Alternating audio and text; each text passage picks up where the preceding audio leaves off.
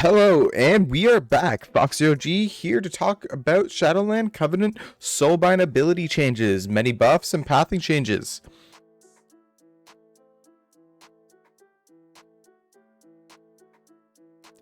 Some notable changes here are rearranging through the trees. As you can see, major buffs to the pot tender,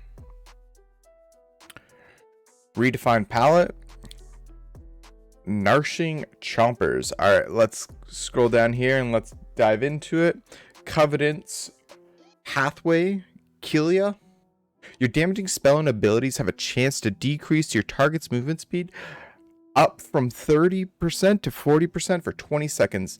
This replaces Valorant Strikes at tier 8, column 2. Pointed Courage got a slight rework, as its chance to critical strike is increased by 1% for every nearby enemy or ally, up to 8%, up from 5%. Resilience accolades. When receiving healing well above 70% health or healing an ally above 70%, 4% up from 3% of the healing done is repeated on target over 5 seconds. Miraculous.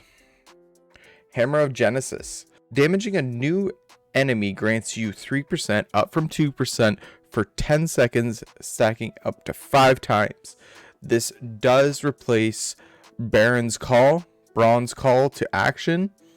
After using 90 damaging or healing spells, you have an ability to summon Brawn that knocks up people when we're arriving at the target. This was a problem for most people, as you couldn't really justify it coming in because it might come in at the end of the pack, or when you're on a bus, it might not even summon because you might not even get out 90 damaging or healing abilities. It was very unreliable. Soul Steel Clamps. After 5 seconds of standing still, incoming stuns and incapacitation duration are reduced by 20 or 30%, up from 20. Last 5 seconds once you start moving. This is great in PvP. You might want to take this. Sparkling Drift Lobe Core. When reduced below 35% health, you stun nearby allies for 3 seconds. This may only occur once every 45, down from 60 seconds. So you might want to take this now, or this person, if you're going into PvP. It seems more towards it. Venthyr Covenants. All right, General Draven. I love Draven from League of Legends. Built for War. While you're above 80% health, you gain 1% primary stat every 3 seconds, stacking up to 4 times, up from 3. If you fall below 50% health, this effect is lost. Hold your ground. Standing still for at least 4 seconds grants you 10% stamina and 4% healing done. This effect precises 6 seconds after you start moving, up from 4 seconds. Superior Tactics. Successfully interrupting an enemy or dispelling an ally increases your critical strike by 10%, up from 8% for 10 seconds. This may only occur every 30 seconds, and this also replaces Service and Stone. Service and Stone damaging taken below 40% is reduced by 10%. Upon death, you leave a stone husk behind that shatters after 3 seconds, afflicting 100% of your maximum health and splitting damage among nearby enemies, and healing 100% of your maximum health split by nearby allies. This seemed broken in PvP. This General Draven seems more of a healer aspect, so it does give you primary stat when you're above 80%. Normally you don't focus a healer, well, depending on the comp. Standing still, you get 10% stamina, really good, as well as you increase healing done, very good. Depending on what healing class you do play, interrupting an enemy, you'll be doing it a fair amount. If you're a shaman, you're able to use Wind Shear. Dispelling, as every healer it has a dispel, you'll be increasing your critical strike chance, so that's great. Naja the Mistblade. I don't fucking know. Extracting preparation. The benefit of well-fed flask and weapon enchants are increased by 20%, up from 15%, and this replaces Thrill Seeker. While in combat, you gain a stack of Thrill Seeker every 2 seconds, or 4 stacks on killing an enemy. At 40 stacks, you consume. You get 20% haste for 10 seconds. That seems so good. Like, why would you replace that? I guess I don't know. I don't know where they're going with that. I'd rather have the 20% haste over the well-fed flask and weapon enchants, considering that you don't actually get them in PvP for a PvP setting. Theatar. Refined Platelet. The effects of combat potions last 20% to 150% longer.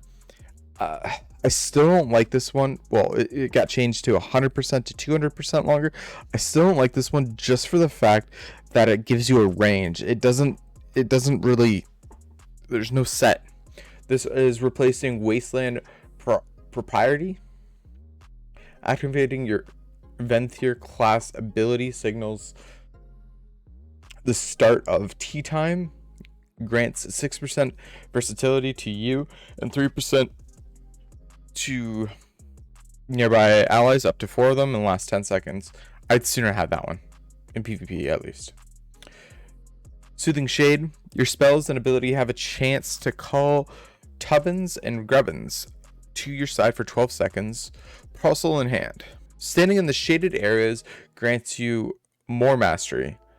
That seems like a lot. I've yet to look at the numbers, or I've yet to even calculate the numbers in pre-patch. That just seems like a lot. It seems like a lot of mastery to gain. That might be something.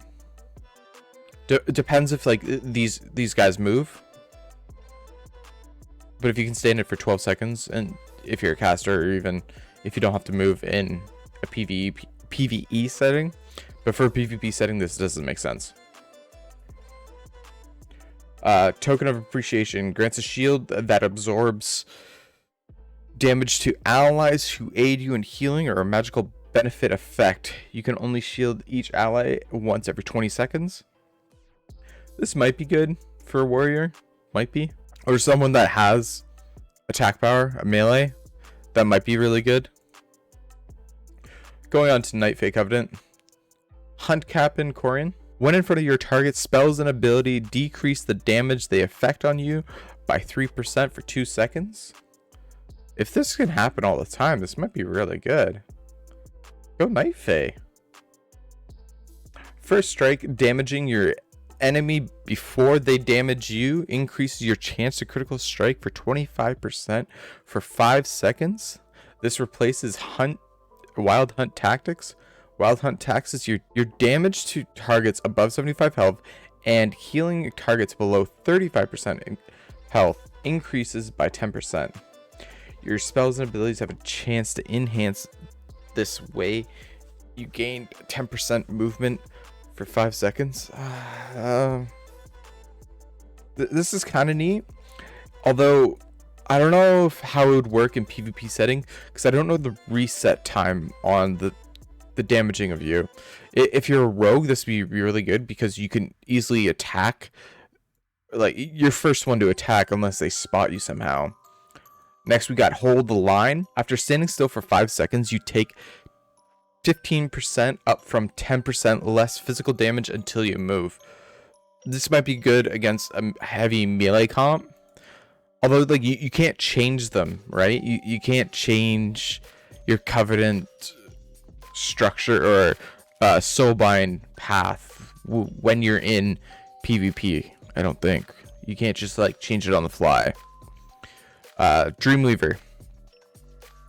Feel the Blossoms. Activate your Night Fae class ability.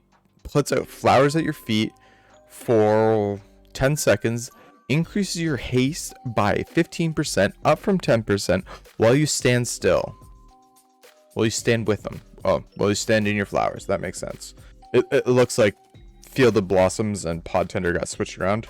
Pod Tender, when you take damage that would kill you, instead rejuvenate within a wild seed, regaining 30% of HP over 10 seconds. If the wild seed takes more than, doesn't give you anything, damage during this time, you die. So like when you die, you have a second life. This can only happen once per 10 minutes. So it might be able to happen multiple times in PvP, like in an arena. Although it depends if you're allowed Pod Tender in arena. Another of those tools, poison. Your interrupts apply a paralytic poison to your target, dealing nature damage over 30 seconds.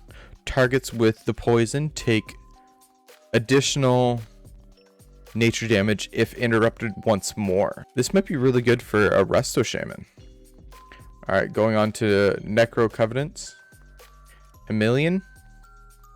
Nourishing Chompers.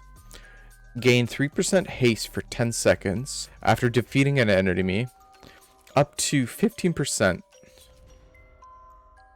That's not that good in PvP, because if you defeat an enemy, then it's whatever. Unless it's talking about pets, but even still, right? And this is replacing Lead by Example. Activating your Necro Lord class ability increases your primary stat by 5%, and the nearby allies primary stat by 2% for 10 seconds. You gain 5 additional for each ally affected by this, up to 15%. Bristling Toes. Movement speed increased by 3% for every nearby enemy, up to 15%. Maybe in PvP setting against like an unholy DK, there's a lot of enemies. It's great to have that extra movement speed. Sulfuric Emissions. When reduced below 20% health, you fear nearby enemies for 4.5 seconds. I believe this is going to DR with like a fear. I really hope it does, because a 4.5 second is pretty big in PvP, or especially in PvP. And this may only occur every once per 60 seconds. We got the Bonesmith Heimer.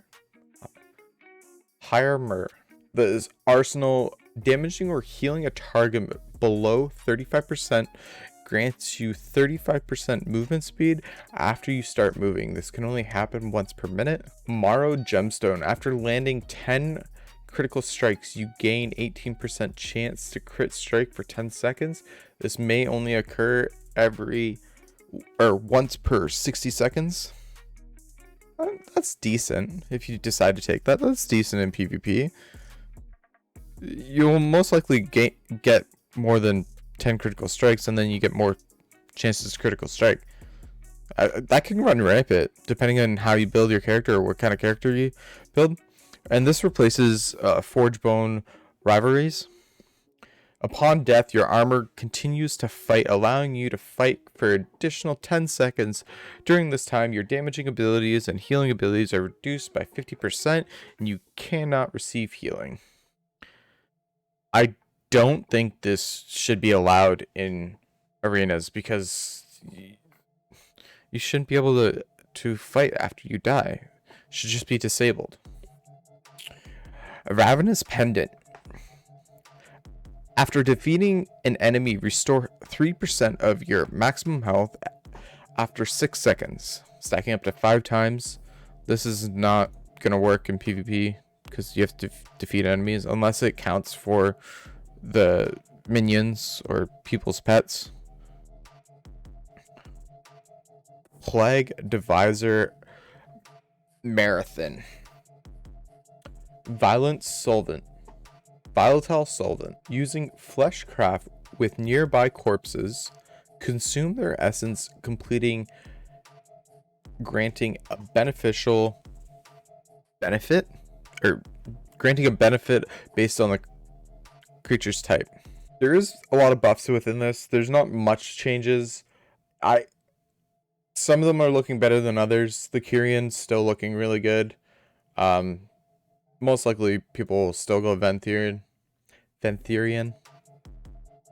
Night Fae, it's starting to look better.